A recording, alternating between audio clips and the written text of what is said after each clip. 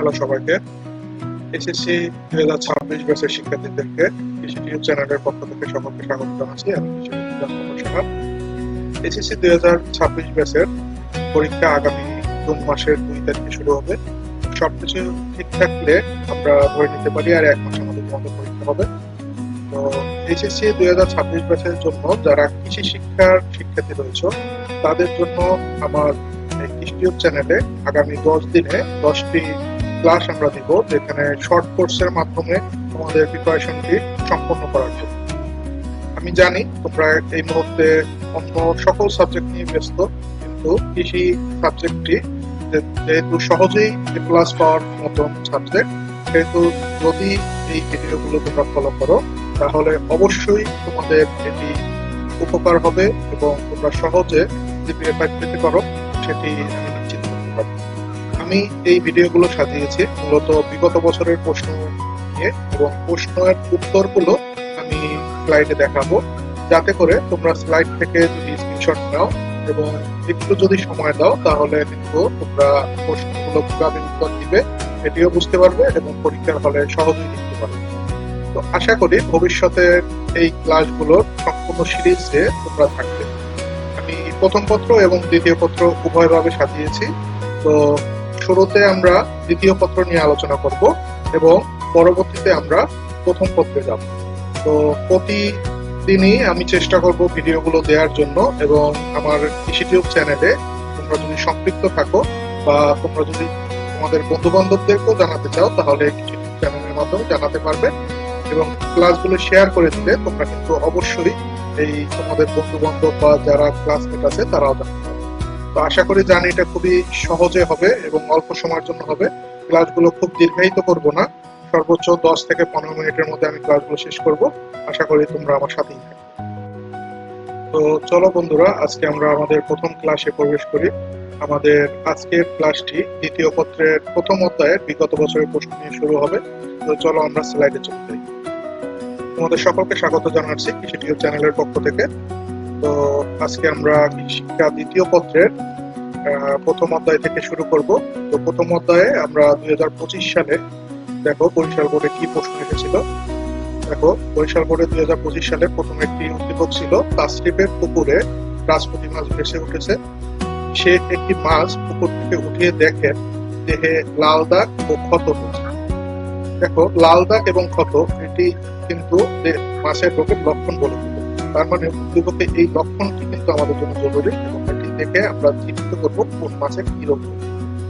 উপজেলা মৎস্য কর্মকর্তার সাথে যোগাযোগের মাধ্যমে তাসরিফ এই রোগ প্রতিরোধ ও প্রতিকারের জন্য প্রয়োজনীয় ব্যবস্থা গ্রহণ করে, ফলে রোগ অন্য মাছে ছড়ায়। এ পর্যায়ে আমরা দেখি কি প্রশ্ন এসেছে। দেখো প্রথম ক নম্বরে প্রশ্ন বলেছে ক্লাস কি। ক নম্বরে বলেছে পুকুরে চুন প্রয়োগ কেন করা হয়, ব্যাখ্যা করো। ক নম্বরে বলেছে তাসরিফ তার পুকুরে মাছের রোগ সারানো ও বিস্তারিত পদক্ষেপ গ্রহণ করেছে, ব্যাখ্যা করো। উপজেলা মৎস্য কর্মকর্তার পরামর্শের যৌক্তিকতা বিশ্লেষণ করো। এটি ছিল উচ্চতর দক্ষতার অর্থাৎ 4 নম্বরের প্রশ্ন। তো চলো এই প্রশ্নটি আমরা সলভ করি এবং কিভাবে এর উত্তর লিখবো সেটি আমরা দেখে নিই। দেখো শুরুতেই প্রশ্ন ছিল প্লাঙ্কটন কি। তোমরা স্ক্রিনে দেখতে পাচ্ছ যে প্লাঙ্কটনের ছবি রয়েছে।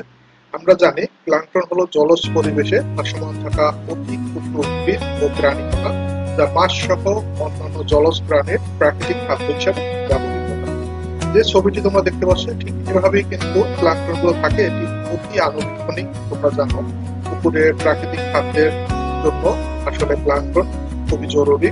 তো প্লাঙ্কটনের এই সংজ্ঞাটি যদি তোমরা লেখো তাহলে কিন্তু এই 1 মার্কের প্রশ্ন আমি আশা করি বা এক্সামিনারকে সন্তুষ্ট করতে পারবে।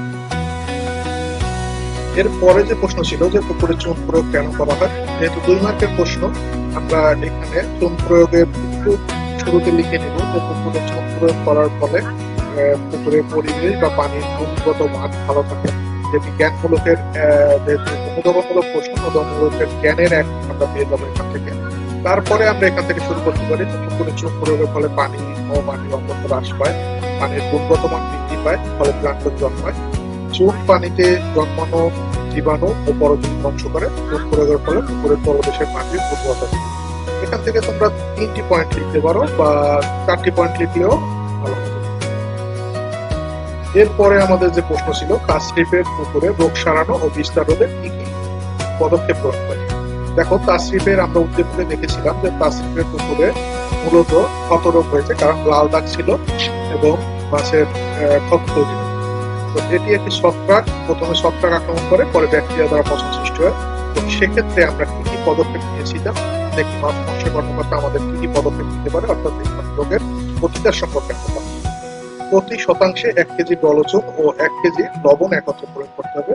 আক্রান্ত মাছকে 5 ppm পটাশিয়াম পারম্যাঙ্গানেট দ্রবণে 10 থেকে 15 মিনিট গোসল করাতে হবে। প্রতি কেজি খাবারের সাথে 60 থেকে 100 মিলিগ্রাম ট্রামাইসিন ঔষধ 7 থেকে 10 দিন খাওয়াতে হবে। জৈব সার প্রয়োগ বন্ধ করতে হবে। বেশি আক্রমণে সব মাছ তুলে পুকুরের তলা শুকিয়ে ফেলতে হবে। দেখো, এখানে 5টি পয়েন্ট আছে, যেহেতু আমাদের 3 মার্কের প্রশ্ন, আমরা শুরুতে কিন্তু জ্ঞান এবং অনুধাবনের জন্য শুরুতে 2 মার্ক দিয়ে দিলাম, এরপরে পদক্ষেপ সমূহ কিন্তু 1 মার্ক। সেক্ষেত্রে আমরা এখান থেকে 4টি বা 3টি পয়েন্ট দিই, তাহলে কিন্তু এক্সামটা সম্ভব। এরপরে ছিল উপজেলা মৎস্য কর্মকর্তার পরামর্শে যৌক্তিকতা বিশ্লেষণ করা। উপজেলা মৎস্য কর্মকর্তার যৌক্তিকতা নিম্নে বিশ্লেষণ করা। উপজেলা মৎস্য কর্মকর্তা অত্যন্ত সঠিক ও প্রয়োগমূলক পরামর্শ দিয়েছেন। যেহেতু শীতকালে এই ক্ষতরোগ বেশি হয়, তাই শীতের শুরুতে প্রতি শতাংশে 1 কেজি জলচুন ও 1 কেজি লবণ মিশিয়ে প্রয়োগের কথা বলেছেন, যা অত্যন্ত যুক্তিযুক্ত। তাছাড়া পুকুরে জাল টেনে অন্যান্য মাছের নমুনা দেখে স্বাস্থ্য পরীক্ষা করে আক্রমণ তীব্রতা পরিমাপ করে প্রতিকারের পরামর্শ দিয়েছে, যা খুবই অর্থবহ নির্দেশনা। তিনি জৈব সার প্রয়োগ বন্ধ করতে বলেছেন, যা ছত্রাক ব্যাকটেরিয়া রোগ নিয়ন্ত্রণে গুরুত্বপূর্ণ ভূমিকা রাখে। এছাড়া তিনি ছত্রাকনাশক হিসেবে টেরামাইসিন খাবারের সাথে প্রয়োগ করতে বলেছেন, যারা আক্রান্ত মাছকে সুস্থ করে তুলবে। তাছাড়া এটি আক্রান্ত মাছের পটাশিয়াম পারম্যাঙ্গানেটে গোসল করানোর পরামর্শ দিয়েছেন, যা মাছের ক্ষত নির্মূল করে। এই মৎস্য কর্মকর্তা যে পরামর্শগুলো দিয়েছে, এগুলো কিন্তু উদ্দীপকে ছিল না। আমরা জানি যে এই ক্ষত রোগে কিভাবে প্রতিকার করতে হয়, সেখান থেকে কিন্তু আমরা এই পরামর্শগুলো লিখেছি। তো সেভাবে কিন্তু আমরা লিখে নিব, কারণ প্রতিকারের পরামর্শই মৎস্য কর্মকর্তা দিয়েছেন এবং সেটি অবশ্যই যুক্তিযুক্ত। সর্বশেষে আমরা এই কথাটি বলে দেব যে মৎস্য কর্মকর্তা সঠিক রোগ নির্ণয় করে তা প্রতিকারের জন্য পরামর্শ দিয়েছে, তা অত্যন্ত যুক্তিযুক্ত ও প্রয়োজনীয়। আশা করি তোমরা প্রথম প্রশ্নটি বুঝতে পেরেছ। তো এভাবে কিন্তু আমরা উত্তর নিতে পারি এবং তোমরা প্রয়োজনে স্ক্রিন থামিয়ে দিয়ে বা স্টপ করে দিয়ে তোমরা স্ক্রিনশট নিয়ে প্রশ্নগুলো উত্তর দেখে নিতে পারো। তো শিক্ষার্থী বন্ধুরা, আমরা প্রথম প্রশ্নটি দেখলাম। এ পর্যায়ে আমরা দেখি দ্বিতীয় আরেকটি যে কি প্রশ্ন এসেছিল। দেখো, বরিশাল বোর্ডের দ্বিতীয় যে প্রশ্নটি এসেছিল 2025 সালে, সেটি হলো একটি উদ্দীপক দেওয়া আছে, যেখানে বলা হয়েছে যে নিচের ছবিটি লক্ষ্য করো এবং প্রশ্নগুলো উত্তর দাও। এখানে শুরুতে আছে মাছ সংরক্ষণের আধুনিক পদ্ধতি। দেখো, এখানে আধুনিক পদ্ধতি লেখা রয়েছে এবং নিচে 4টি অপশন দেওয়া রয়েছে। 1 নম্বরে রয়েছে বরফজাতকরণ, 2 নম্বরে হিমায়িতকরণ, 3 নম্বরে প্রশ্নবোধক চিহ্ন দেওয়া রয়েছে, অর্থাৎ 3 নম্বরটি কি ধরনের পদ্ধতি সেটি তোমার কাছে জানতে চেয়েছে, এবং 4 নম্বরে রয়েছে ধূমায়িতকরণ। তো সেক্ষেত্রে কি ধরনের প্রশ্ন এসেছে দেখো, 1 নম্বরে ক নম্বরে বলছে যে মাছের সম্পূরক খাদ্য কি, মাছ সঠিককরণের প্রয়োজনীয়তা ব্যাখ্যা করো। গ নম্বরে বলা হলো যে উদ্দীপকের ছকে মাছ সংরক্ষণের 3 নং পদ্ধতি ব্যাখ্যা করো। ঘ নম্বরে বলা হলো যে উদ্দীপকের পদ্ধতিগুলোর মধ্যে কোনটিতে এবং কেন বেশি দিন মাছ সংরক্ষণ থাকে বিশ্লেষণ করো। তো আমরা এর উত্তরটি দেখবো। দেখো, শুরুতে আমরা যদি উত্তরে যাই, সেখানে কিন্তু বলা হলো যে সম্পূরক খাদ্য কি। তোমরা স্ক্রিনে ছবি দেখতে পাচ্ছ। দেখো, ভিডিও চলতেছে, যে খাদ্য আমরা দেখতে পাচ্ছি মাছ খাবার খাচ্ছে। তো মাছের স্বাভাবিক বৃদ্ধির জন্য মাটিতে বিদ্যমান মাছের স্বাভাবিক বৃদ্ধির জন্য পানিতে বিদ্যমান প্রাকৃতিক খাবারের পাশাপাশি যে সকল বাড়তি খাবার প্রয়োগ করা হয় তাকে সম্পূরক খাদ্য বলে, যেমন চালের গুঁড়া, গমের ভুসি, ফিশ মিল, এগুলো কিন্তু সবই সম্পূরক খাদ্য। তোমরা ছবিতে দেখতে পাচ্ছ, আশা করি তোমরা বুঝতে পেরেছো। এবং এটি কিন্তু 1 মার্কের একটি প্রশ্ন এবং লিখতে পারলে পূর্ণ মার্কই পাওয়া সম্ভব। এরপর রয়েছে ছিল যে মাছ সঠিককরণের প্রয়োজনীয়তা কি। দেখো, এইখানে সঠিককরণের প্রয়োজনীয়তা লেখার পূর্বে তোমরা একটি লাইন যোগ করে দিবে, যেখানে বলবে যে মাছ সঠিককরণ মূলত মাছ সংরক্ষণের একটি পদ্ধতি। যে এই লাইনটি কিন্তু তোমার 1 মার্ক ক্যারি করবে, কারণ আমরা জানি অনুধাবনমূলক প্রশ্নের যে ডিভাইডেশন রয়েছে, সেখানে জ্ঞানে 1 মার্ক এবং অনুধাবন 1 মার্ক। তো শুরুতে তুমি সঠিককরণের কি, সঠিককরণ আসলে কি সেটি যদি বলতে পারো, তারপরে কিন্তু তুমি প্রয়োজনীয়তা বলতে পারো যে দীর্ঘদিন সংরক্ষণের জন্য মাছ সঠিককরণ করা হয়। যথাযথ নিয়মে শুটকি করা হলে পুষ্টি উপাদানের মান নিশ্চিত করা যায়। মাছ শুকানোর ফলে ব্যাকটেরিয়া জনিত ও এনজাইম জনিত পচন বন্ধ হয়ে যায়, ফলে এটি স্বাস্থ্যকর পদ্ধতি। এই পদ্ধতিতে কারিগরি জ্ঞানের প্রয়োজন হয় না, তাই অতিরিক্ত মাছ শুকিয়ে আর্থিক ক্ষতি থেকে রক্ষা পাওয়া যায়। এই পদ্ধতি প্রকৃতি নির্ভর, তাই অন্য সংরক্ষণ পদ্ধতি থেকে এই পদ্ধতিতে খরচ কম হয়, যা অর্থনৈতিকভাবে লাভবান হবে। দেখো 2 মার্কের প্রশ্নে আমরা এখানে 3টি বা 4টি পয়েন্ট লিখলেই এনাফ। আমি মনে করি যে তুমি যদি শুরুতে সূত্রীকরণ কি সেটি লিখো এবং সাথে যদি এই প্রয়োজনীয়তা 3টি বা 4টি পয়েন্ট লিখো, তাহলে কিন্তু তুমি এখানে 2 মার্ক অবশ্যই পাবে। এরপরে বলা হলো যে উদ্দীপকের সাথে মাছ সংরক্ষণের 3 নং পদ্ধতি কি। দেখো আধুনিক পদ্ধতি যেহেতু বলা হয়েছে, উদ্দীপক ছিল আধুনিক পদ্ধতি, তো আধুনিক পদ্ধতির 3 নম্বরে আমরা বললাম যে টিনজাতকরণ পদ্ধতি। উদ্দীপকে যেহেতু আধুনিক মাছ সংরক্ষণের পদ্ধতি দেখানো হয়েছে, সে 3 নং পদ্ধতি টিনজাতকরণ পদ্ধতি। টিনজাতকরণ পদ্ধতি মাছ সংরক্ষণের সর্বাধিক পদ্ধতি, যা নিম্নে ব্যাখ্যা করা হলো। তো 3 নং পদ্ধতিতে আমরা এখানে ব্যাখ্যা করেছি। তো তোমরা জানো যে টিনজাত পদ্ধতি বা ক্যানিং এ মাছ সাধারণত বায়ুদীয় অবস্থায় তোমার সংরক্ষণ করা হয়ে থাকে। সেই পদ্ধতিটি কিন্তু আমরা এখানে ব্যাখ্যা করেছি। যদি আমরা এটি উত্তর দেখে এভাবে লিখতে পারি যে টিনজাতকরণ পদ্ধতিতে মাছ জীবাণুমুক্ত করে বায়ুরোধী ধাতব টিন বা ক্যানে করে দীর্ঘদিন সংরক্ষণ করা যায়। এই পদ্ধতিতে প্রথমে মাছ ধুয়ে আইস, ফুলকা, নাড়িভুড়ি ফেলে দিয়ে পুনরায় ভালোভাবে পরিষ্কার করা হয়। এরপর মাছের লেজ ও মাথা আলাদা করে ফেলা হয় এবং শুধুমাত্র মধ্যের মাছ অর্থাৎ লেজ এবং মাথা বাদে যে অংশটুকু থাকে সেটুকু কিন্তু টিনজাতকরণের জন্য প্রস্তুত করা হয়। এরপর যে টিন বা কৌটায় মাছ সংরক্ষণ করা হবে সেটি নির্জীবকরণ করা হয়। মাছের টুকরোগুলো টিনের মধ্যে দিয়ে তাদের সস, লবণ সহ যাবতীয় মশলা যোগ করে টিন ভর্তি করা হয়। এরপর টিনের কৌটা ঢাকনা দিয়ে বন্ধ করে বায়ুরোধী করা হয়। বায়ুরোধী টিন ঢাকনা অবস্থায় বন্ধ অবস্থায় 250 ডিগ্রি ফারেনহাইট তাপমাত্রায় 50 থেকে 70 মিনিট পর্যন্ত তাপমাত্রা প্রয়োগের মাধ্যমে জীবাণুমুক্ত করে টিনজাতকরণ বা ক্যানিং করা হয়। টিনজাতকরণ মূলত মাছ সংরক্ষণের একটি পদ্ধতি যেখানে উচ্চ তাপ ও চাপের ব্যবহার করে 2 থেকে 3 বছর পর্যন্ত গুণগত মান অপরিবর্তিত রেখে মাছ সংরক্ষণ করা যায়। অর্থাৎ এই টিনজাতকরণ বা ক্যানিং এর মাধ্যমে কিন্তু সব থেকে দীর্ঘ সময় মাছ সংরক্ষণ করা যায়। দেখো এটির উত্তর আমরা আবার 4 নম্বরে বলতে পারি যে 4 নম্বরে বলা হলো উদ্দীপকের পদ্ধতিগুলোর মধ্যে কোনটিতে এবং কেন বেশি দিন মাছ সংরক্ষণ করে বিশ্লেষণ করো। সেক্ষেত্রে কিন্তু আমরা এই টিনজাতকরণের কথাই বলবো।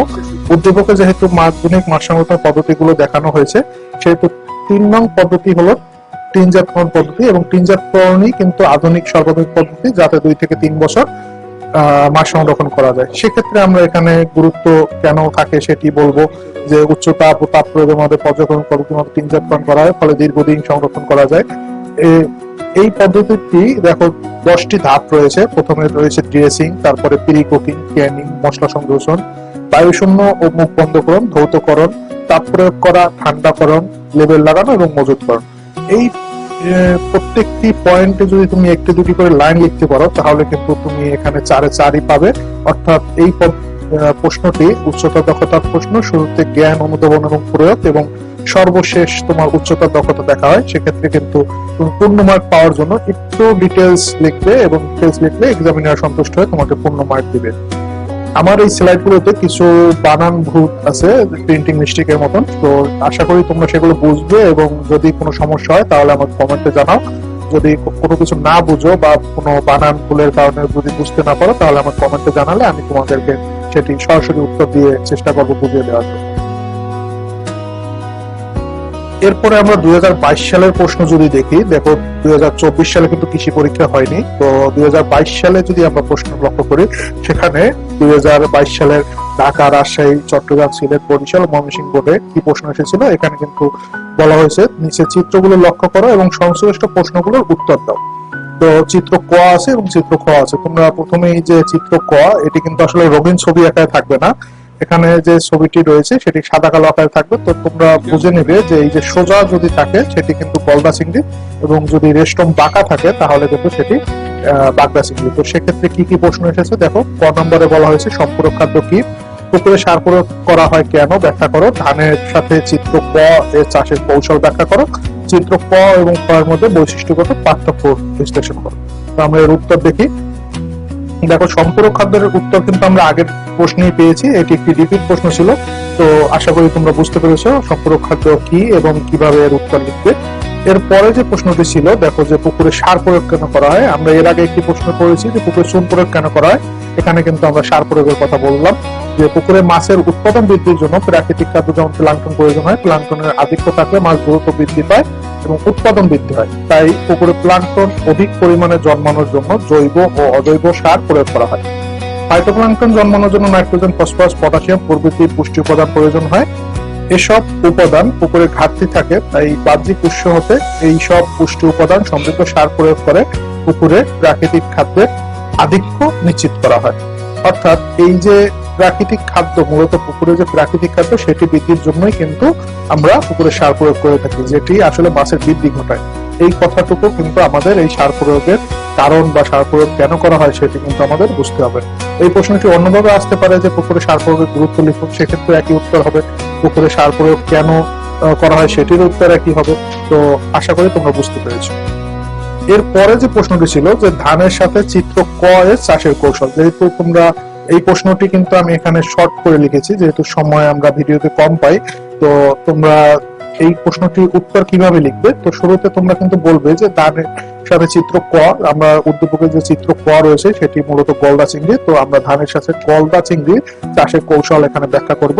তো নিম্নে ধানের সাথে গলদা চিংড়ির চাষের কৌশল বর্ণনা করা হলো। সেক্ষেত্রে প্রথমে তুমি এই ধাপগুলো লিখবে এবং প্রত্যেকটি ধাপের মধ্যে কিন্তু অল্প অল্প করে তোমার ডিটেলস একটু লিখে দিবে, যেমন ধানের জমি নির্বাচন, জমি প্রস্তুতকরণ, আইল বা বাঁধ নির্মাণ, গর্ত খনন, ধানের জাত নির্বাচন, পোনা মজুদ, ধান ক্ষেতের পরিচর্যা, সম্পূরক খাদ্য প্রয়োগ, পানি ব্যবস্থাপনা এবং চিংড়ি আহরণ। এই সবগুলো পয়েন্টের মধ্যে কিন্তু তুমি অল্প অল্প করে 1 থেকে 2 লাইন করে লিখতে হবে, তাহলে কিন্তু 3-এ 3 মার্ক পাওয়া যাবে এবং এক্সামিনার সন্তুষ্ট হয়ে আশা করি পূর্ণ মার্কই তোমাকে দিবে। এর পরে যে প্রশ্নটি ছিল চিত্র ক এবং খ এর মধ্যে বৈশিষ্ট্যগত পার্থক্য বিশ্লেষণ করো। তো এখানে আমরা শুরুতেই বলে নিব চিত্র ক হলো গলদা চিংড়ি এবং চিত্র খ হলো বাগদা চিংড়ি। তো এই চিত্র ক এবং খ মানে বাগদা ও গলদা ও বাগদা চিংড়ির পার্থক্য বা তুলনা আমরা নিচে বর্ণনা করছি। তো সেক্ষেত্রে এইভাবে একটা ছক তৈরি করে নেবে, প্রথমে পার্থক্যের বিষয়, তারপর গলদা চিংড়ি, তারপর বাগদা চিংড়ি।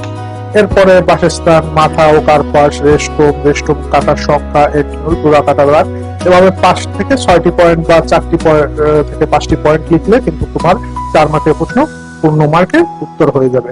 আশা করি তোমরা বুঝতে পেরেছো এবং এটি একটি স্ক্রিনশট নিয়ে রাখতে পারো, যাতে তোমরা পরবর্তীতে এটি পড়ে নিতে পারবে এবং সহজে বুঝতে পারবে।